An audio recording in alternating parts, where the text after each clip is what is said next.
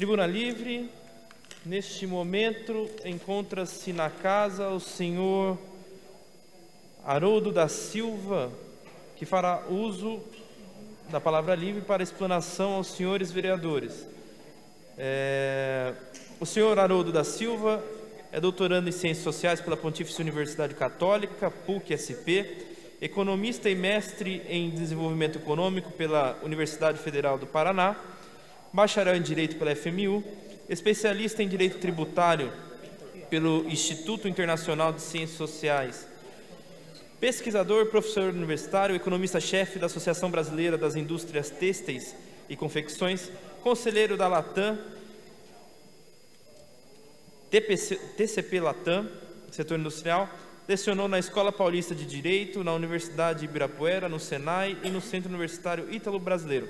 Palestrou e fez pesquisas e cursos extracurriculares no Chile, México, Itália, Bélgica, Noruega, Dinamarca e Alemanha. Membro do Comitê Têxtil e das Federações e da Confederações da Fiesp, colaborador do Instituto de Estudos e Desenvolvimento Industrial. Escreveu vários artigos, bem como foi revisor do livro sobre o Instituto em comemoração aos 25 anos daquela instituição. Para receber o palestrante do dia, convidamos o vereador vice-presidente da Casa, Cláudio Perecim, para que receba o senhor Haroldo Silva. Lembrando que o senhor Haroldo Silva, segundo o artigo 173, parágrafo 4º, terá direito a 15 minutos para fazer a sua exposição. Após abriremos aos senhores vereadores e a palavra será descontada no seu tempo de palavra livre.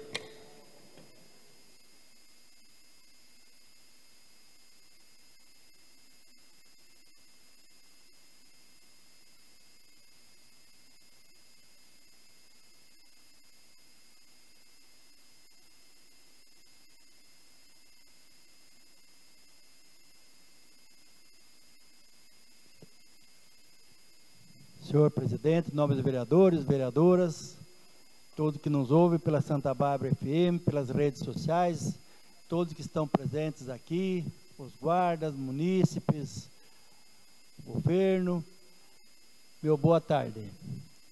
Eu gostaria de agradecer imensamente, Haroldo, por você atender a esse vereador, a essa Câmara Municipal, de vir falar um pouquinho sobre a economia atual e o que nos espera a economia futura com o presidente Jair Bolsonaro. Eu quero deixar claro que ele está vindo para a gente aqui de forma voluntária, para que viesse falar um pouquinho para a gente e para engrandecer também aqui essa Câmara de Vereadores, que ao longo dos anos vem trazendo grandes profissionais, grandes personagens de várias áreas, na área de saúde, na área da educação, na área de segurança. E hoje você vem falar um pouquinho de economia para nós. Eu fico muito satisfeito porque nós somos amigos já de longas datas. Nós participamos na ABIT, que é a Associação Brasileira da Indústria Têxtil, participamos lá nas negociações, nos números, nas informações necessárias, para que nós damos nessas reuniões um norte da nossa pontapé inicial das nossas negociações de renovação de instrumento normativo todos os anos. Então eu quero agradecer você vindo de São Paulo para cá, para nos prestigiar com a sua fala sobre economia, tá bom? Obrigado, eu passo a palavra para você agora.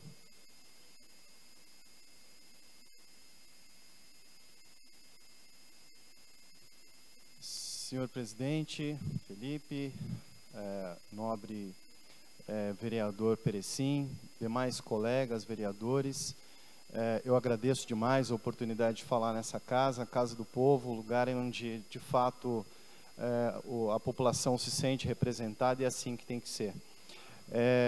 Antes de mais nada, para mim é uma alegria imensa estar aqui. O presente, quem ganha, quem engrandece aqui este ambiente, não sou eu, certamente, são os senhores, especialmente o eleitor, aquele que está nos assistindo agora, aquele que está em casa com a preocupação de um emprego, preocupação de uma vida melhor para os seus filhos, de segurança e de todos os outros problemas que esta casa também pode ajudar a resolver, que a política pode ajudar a resolver. Então eu agradeço imensamente a oportunidade que me foi dada, agradeço também todos os anos de trabalho que tivemos juntos, sempre lutando pelo melhor emprego possível no setor têxtil de confecção e nas diferentes demandas, nas diferentes esferas de governo. Mas vamos falar um pouquinho então do que me foi sugerido aqui a mencionar. Antes de mais nada, a minha fala é uma fala apartidária. Ela não é apolítica, mas é uma fala apartidária. O único partido que eu represento nesse instante aqui é o Brasil e a preocupação dos brasileiros com uma economia melhor. Tá? Bom, quais são as preocupações fundamentalmente do brasileiro nesse instante? Nós temos 12 milhões de desempregados e o emprego só passa a fazer parte da demanda das empresas se houver crescimento econômico.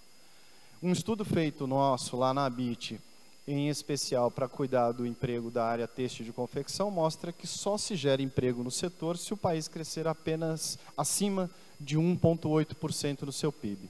Abaixo disso, nós não temos crescimento econômico, portanto, que seja capaz de gerar postos de trabalho. Senhores, e qual é a realidade do Brasil nesse instante, do ponto de vista da economia? A meta de inflação brasileira é da ordem de 4,25% para esse ano. Uma inflação relativamente baixa para os nossos padrões, mas para um padrão internacional, mesmo 4%, ela ainda é muito alta. E o que o governo normalmente faz para conter processos inflacionários? Aumenta a taxa de juros, o que resulta em aumento do desemprego. Mas isso não é possível mais, nós já estamos com um nível de desemprego extremamente alto. Na verdade, o governo deveria estimular o crescimento da economia. E isso não está acontecendo agora. Muitos analistas ligados aí, especialmente ao mercado financeiro, acreditam que isso só vai ser possível de se fazer a partir da consolidação da reforma da Previdência.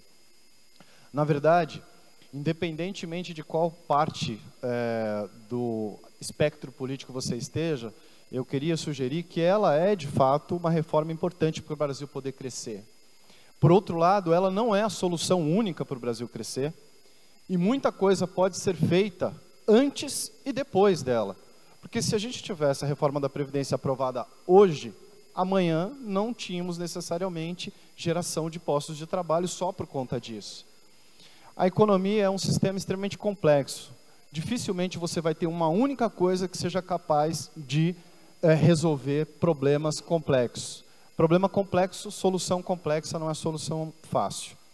E, lamentavelmente, o que a gente está assistindo é que todos, especialmente a mídia e vários analistas, estão colocando 100% das possibilidades brasileiras a partir da reforma da Previdência. Ela deve ser, sim, debatida, deve ser o tema central, mas não necessariamente é a bala de prata para a solução dos problemas brasileiros. Esse é o primeiro aspecto. Vale mencionar, a despeito da inflação estar controlada, nós temos um relatório que o Banco Central reúne todas as segundas-feiras e coloca à disposição de qualquer brasileiro, que é conhecido como relatório Focus, é um relatório de mercado que traz todas as expectativas dos agentes em relação à economia, para o ano de 19, 20 e 21. Qualquer um tem acesso disso com a facilidade da internet. Eu queria dizer para os senhores que no começo do ano, no primeiro relatório, em janeiro, a expectativa de crescimento do PIB era de 2,57, lá no comecinho de janeiro. De lá para cá, essa expectativa veio se deteriorando. Hoje, a expectativa do mesmo mercado financeiro é de 1,7 de crescimento. Nas últimas 7 semanas, nós tivemos redução do nível de expectativa, ou seja, o mercado financeiro como um todo está esperando cada vez mais um PIB menor. Isso nos preocupa muito. A vida das pessoas que dependem de emprego, de formalização, hoje, muita gente, essa taxa de desemprego só não é maior por conta de algumas novas ocupações que as pessoas procuraram. Muitas estão dirigindo Uber, uma bela profissão necessária, importante para todos nós, porém, é como se nós tivéssemos um engenheiro formado com custo da sociedade, às vezes até em escolas públicas, dirigindo Uber. não é uma solução apropriada, porque nós estamos perdendo mão de obra capacitada, gente treinada para fazer coisas complexas, e está tendo subocupação. Evidentemente que é uma forma importante de manter a família, de gerar algum tipo de riqueza econômica, mas não é a forma ideal. É como se nós estivéssemos desperdiçando talentos. As empresas não podem fazer isso e o país não pode fazer isso.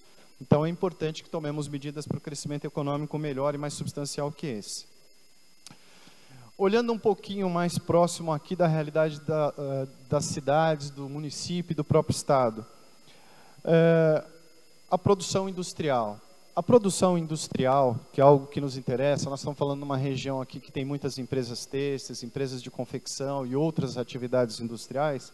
A produção industrial estava, no começo do ano, projetada para um crescimento de 3%. Agora, nesse período, nós estamos assistindo a só 2% de expectativa.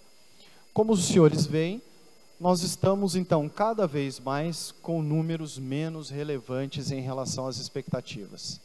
Qual é o problema disso?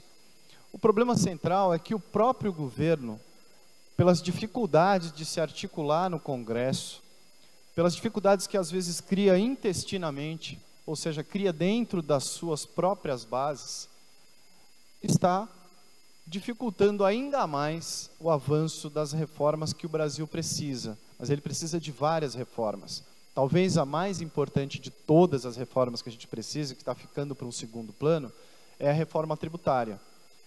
É a viabilização de negócios que está sendo interrompida e, portanto, empregos não estão sendo gerados. Empreendedores que gostariam de tomar determinadas medidas, investir, gerar emprego, trazer renda para a população, deixam isso para depois. Por quê? Porque é muito difícil. No Brasil, nós temos inúmeros tributos, tributos que às vezes são cobrados mais pesadamente na população que menos pode. Então, estas questões da reforma tributária que deveriam ganhar um espaço maior e não outras. Mas, lamentavelmente, a posição atual é que outras coisas menores acabam ganhando relevância, especialmente nas mídias sociais, do que aquelas que de fato deveríamos nos preocupar. As mídias sociais, elas são extremamente importantes para você dar indicativos, para você mostrar para a população a sua preocupação em tempo real. Hoje, por exemplo, a Venezuela está passando por problemas extremamente sérios, a gente tem acompanhado isso inclusive nas mídias sociais, então para essas questões elas são importantes. Mas não se deve governar pautado em mídias sociais, porque os recados nem sempre são entendidos corretamente. Os senhores sabem que aquilo que está escrito não tem uma entonação de voz, então é importante que o governo dê os seus recados à sociedade, mas de maneira mais clara, que isso vai ajudar todos nós. Bom, dada essa dificuldade que o governo brasileiro tem, existem outras que estão sendo apontadas, né? Em relação, por exemplo, à política externa, que é muito importante para nós, o Brasil tem relação comercial com muitos países do mundo, o Brasil é superavitário com muitos países do mundo. Algumas declarações do governo, do seu Ministério das Relações Exteriores, têm colocado dificuldades adicionais e desnecessárias. Por exemplo, quando o Estado pretende mudar a sua embaixada sem necessariamente aquilo ser algo premente, algo urgente, naquele instante que deva ser feito, sem discutir melhor isso, acaba, por exemplo, impactando na venda de carne brasileira para países árabes. O Brasil é um país fundamentalmente pacífico, que tem negócios com muitas regiões do mundo. Então, nós temos que ser, no comércio internacional, a gente tem que aprender um pouquinho com o que os Estados Unidos fazem, que talvez seja o país mais importante em termos de comércio internacional, líder mundial. Eles são pragmáticos. Vale pouco a ideologia e vale muito mais a preocupação com o posicionamento do cidadão americano. Quanto o cidadão americano ganharia com aquela transação? Então é muito mais nesse sentido que o governo brasileiro deveria agir, fazer negócios internacionais, ser mais pragmático e não entrar em polêmicas desnecessárias para agradar uma parte do mundo e desagradar quem faz negócios conosco. Então, avançando um pouquinho mais, vale mencionar que grande parcela dessas dificuldades que nós estamos sentindo hoje, que elas se refletem, por exemplo, na geração de postos de trabalho, são dificuldades que nós mesmos brasileiros colocamos, mas que principalmente cabe a nós mesmos brasileiros resolvermos. É fundamental que todos entendam que o processo eleitoral, o processo de disputa eleitoral acabou. Democraticamente foi eleito agora um presidente para governar o país por mais 4 anos. Então essa disputa eleitoral deveria ter acabado. Deixe que ela volte a acontecer mais próximo das novas eleições que vão acontecer, e não agora. Agora é hora de todos nos preocuparmos com a geração de emprego. Pouca gente acaba fazendo uma correlação, mas quando você tem dificuldades na geração de postos de trabalho, você aumenta a violência é um resultado disso.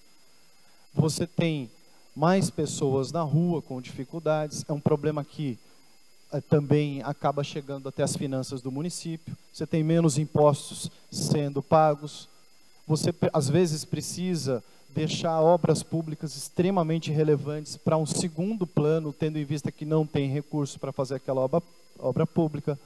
Projetos interessantíssimos que os senhores apresentam aqui, às vezes são deixados de lado porque o executivo não tem como levar aquilo adiante, por falta de recursos. Tudo isso porque a economia brasileira não cresce.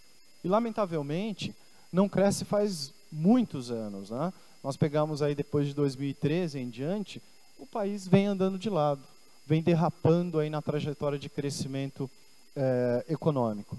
Então, senhores, é importante que nós consideremos que as casas políticas de todas as instâncias, elas são fundamentais para que se crie um ambiente mais propício aos negócios, um ambiente mais propício àquele que quer empreender e, portanto, passemos a ter crescimento econômico.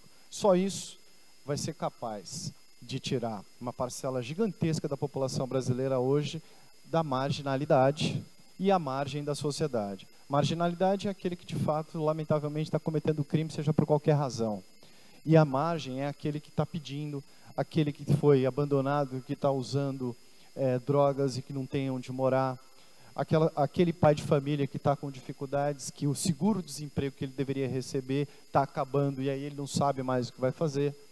Eu sou professor universitário e digo para os meus alunos que seria excepcional termos um país em que ninguém tivesse a síndrome da segunda-feira. Mas o que seria a síndrome da segunda-feira? A síndrome da segunda-feira é aquele que é trabalhador, que procurou emprego por muitos meses, por muitas semanas, que ele vai abrir a torneira da casa dele para escovar os dentes e fala assim, poxa, mas onde eu vou hoje procurar emprego? Eu já procurei em todos os lugares possíveis, já usei a internet, já usei tudo aqui, e eu estou sendo um fardo para a minha família porque não consigo um posto de trabalho. Então esta é a síndrome da segunda-feira, aquele que está desalentado. As estatísticas de desemprego chamam as pessoas de desalentadas. Desalentado é aquele que não mais sequer tem coragem de procurar emprego porque ele acha que não presta para mais nada. Então, senhores, cabe a todos nós, nesse parlamento, nesse estado e nesse país, buscarmos soluções para que todos os negócios voltem a funcionar. A responsabilidade dos senhores é gigantesca. Às vezes pensam que, muitas pessoas pensam que parcela dos problemas podem ser resolvidos exclusivamente por Brasília. Não. Quando os senhores aqui tomam determinadas decisões que viabilizam, que possibilitam com que negócios saiam do papel e passem a se transformar em algo efetivo, que empregue pessoas, gere economia, gere tributos, então os senhores tomaram a devida atenção a um país melhor. Nesse sentido, então, presidente, eu não estou aqui acompanhando o relógio, mas está me dizendo que eu tenho 9 segundos. Eu queria deixar a seguinte missão. É muito importante a participação de todos os parlamentos. Obrigado. Fica à vontade, pode concluir a sua fala. Pode concluir. Tá bem. Então, eu estava dizendo a importância de todos os parlamentos para a geração de empregos, que talvez seja a principal mazela brasileira. Então, isso acontecendo aqui no município, os senhores sempre olhem para qualquer medida que venha a ser apresentada. Como eu posso melhorar a vida da população e, melhor ainda, melhorar a vida da população gerando pelo menos alguns postos de trabalho. Só assim nós vamos ter um Brasil mais digno e um Brasil melhor. Para encerrar, eu gostaria muito de agradecer a possibilidade de falar aos senhores, me coloco à disposição, é uma honra estar aqui nessa casa e, como disse o presidente na abertura dos trabalhos, que Deus nos abençoe. Muito obrigado.